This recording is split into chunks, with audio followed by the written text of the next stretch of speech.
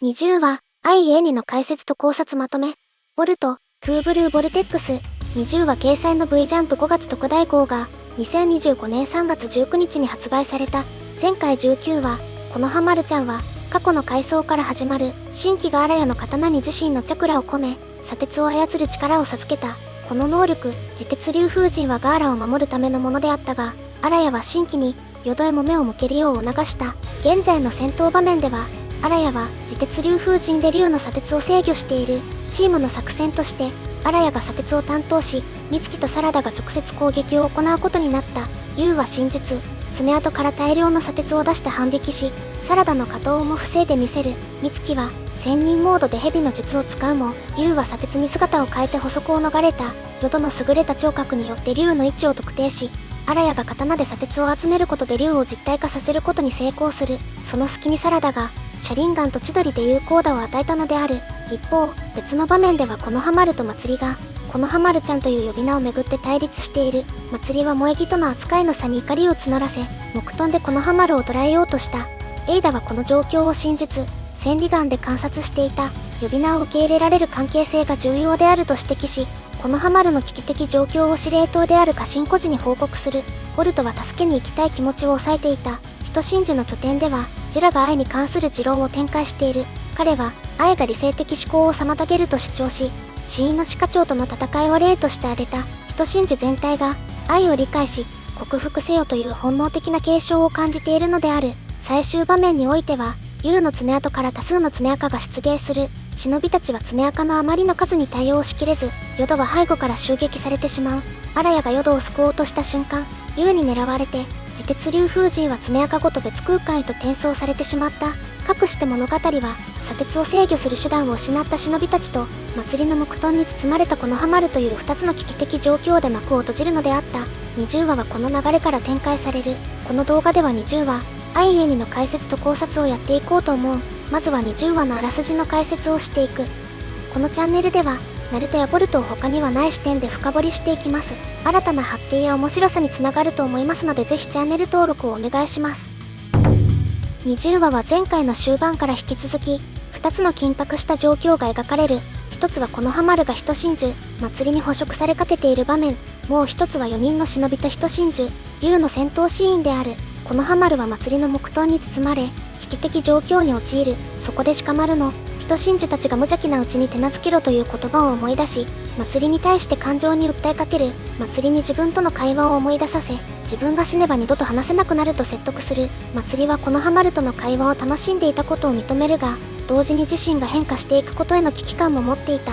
この葛藤の末、祭りはこのはまるを捕食しようとしていた。一方、竜との戦闘では、荒谷の風遁、砂陣突破が竜の砂鉄攻撃に対抗できず、美月の仙人モードによる蛇の術も竜を追い切れない状況。竜は荒谷を操って盾とし、その隙に美月を攻撃。結果、美月と荒谷は砂鉄によって自由を奪われてしまう。竜は残るサラダと淀に、捕らえた2人の解放と引き換えにボルトの情報を要求する。情報提供を拒否したサラダは、スミレのボルトのことを何も知らないからこそ自由でいられるという言葉を思い出す。淀はサラダの心情を理解し、自身の感知能力を提供する代わりに仲間を解放するよう竜に交渉を試みる。このはまると祭りの場面に戻ると、祭りはこのはまるに痛みを与えながらも涙を流している。このはまるはこれを捕食行為への後悔だと推測し、祭りに手を握ることを求める。特別な関係になるための第一歩という言葉に応じた祭りだが、このはまるは鹿丸の人真珠を手なずけた末に裏切るという作戦に従い、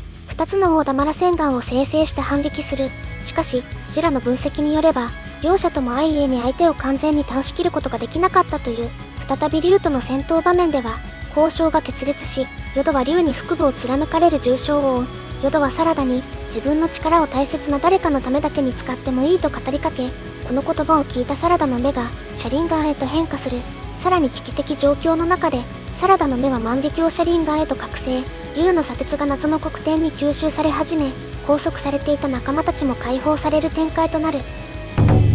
このはまるちゃんという呼び方をめぐり、祭りを嫉妬させてしまっていたこのはまる。このはまるが祭りの防衛本能と独占欲を刺激した結果、祭りの元々の目的であった、このはまるの捕食を再び意識させることとなった。このはまるは祭りによって捕食される寸前になっていたが、必死の説得を試みた。まつりはこのハマるとの会話が楽しかったというもう一つの側面を意識することで思いとどまった。そしてこのハマるは特別な関係になるという名目でまつりに自分の手を握ってもらうよう促す。まつりがこのハマるの手を握ったその瞬間、このハマるは元々の作戦を実行、両手から大玉螺旋丸を作りまつりを仕留めようとした。しかしこのハマるには迷いが残っていた。20話ではまつりを倒しきれないという結果に終わっている。ここまでお互いの複雑な心境が交錯する内容となったが、両者がお互いのことを理解できる可能性を持った展開になったようにも見える。最後にこのハマるがまつりを裏切ったという点は後のまつりに悪影響を及ぼさないか心配ではあるが、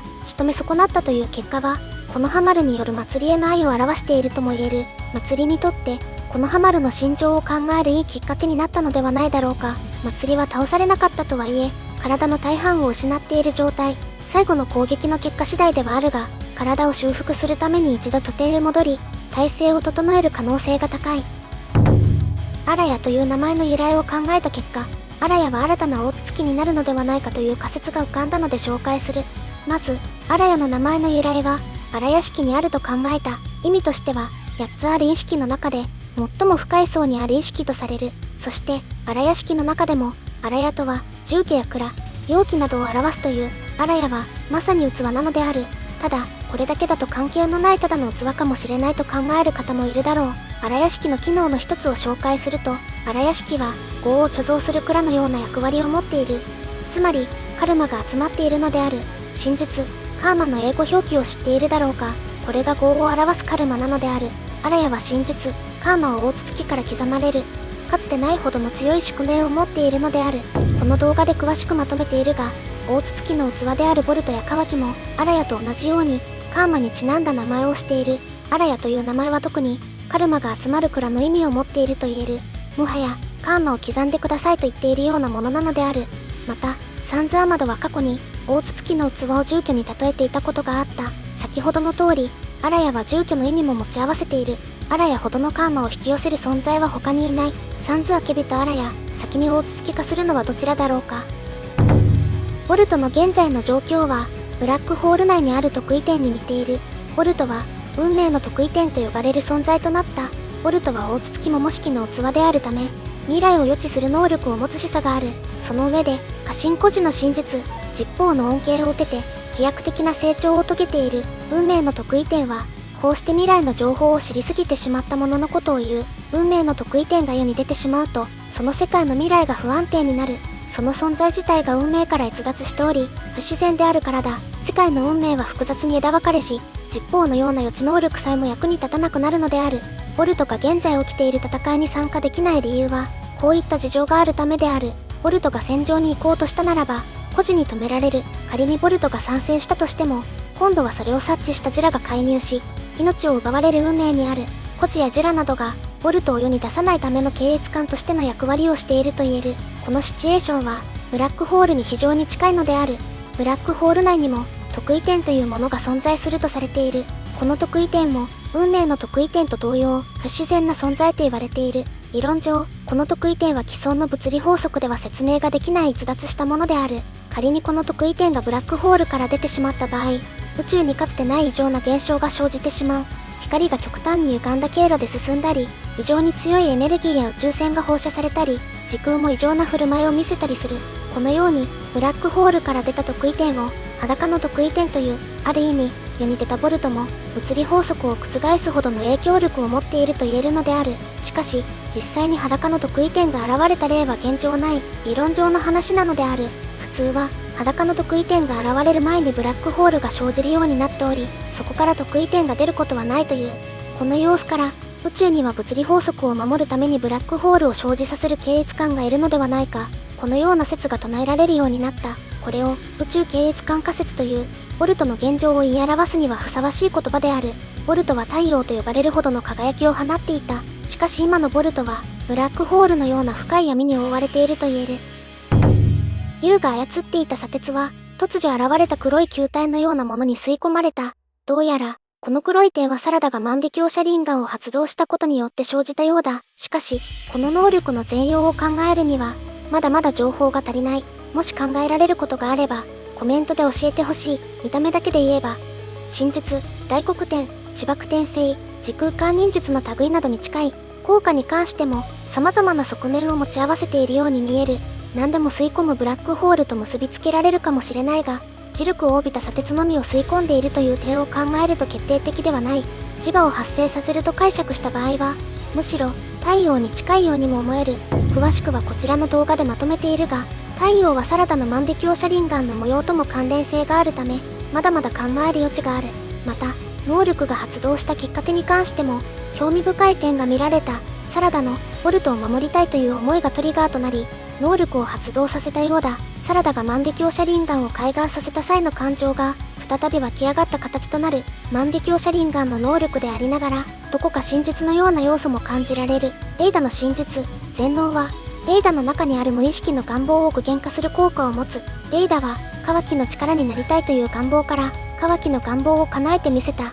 力を扱いきれていないという点においても似ている。そしてもう一つ注目すべき点が、サラダが万華鏡車輪眼の動術と思われるものを使用しているにもかかわらず、目から出血していないということ。通常、万華鏡車輪眼の動術の使用は、多量のチャクラを消費するだけでなく、その目にダメージが蓄積される。目から出血して激しい痛みが生じたり、視力が失われたりする。しかし、現状サラダからはそうした様子が見られない。サラダがまだ本来の能力を発揮していないことからダメージが少ないのかもしれない。または、目へのダメージを克服する新たな恩恵を受けているという可能性もある。これまでの例では、柱間細胞の移植、永遠の万華鏡車輪眼の開眼によって目へのダメージが抑えられてきた。サラダはこのどちらの条件にも当てはまっていないと考えられるため、新たな例になるかもしれない。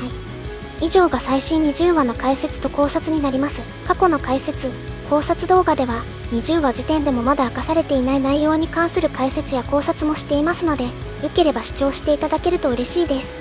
ここまでの内容は、個人的な妄想を多分に含んでいます。多めに見ていただけますと幸いです。今回の動画に関する感想や意見がありましたら、コメントで教えていただけると嬉しいです。もしこの動画が面白いと思ったら、高評価とチャンネル登録をお願いします。ご視聴ありがとうございました。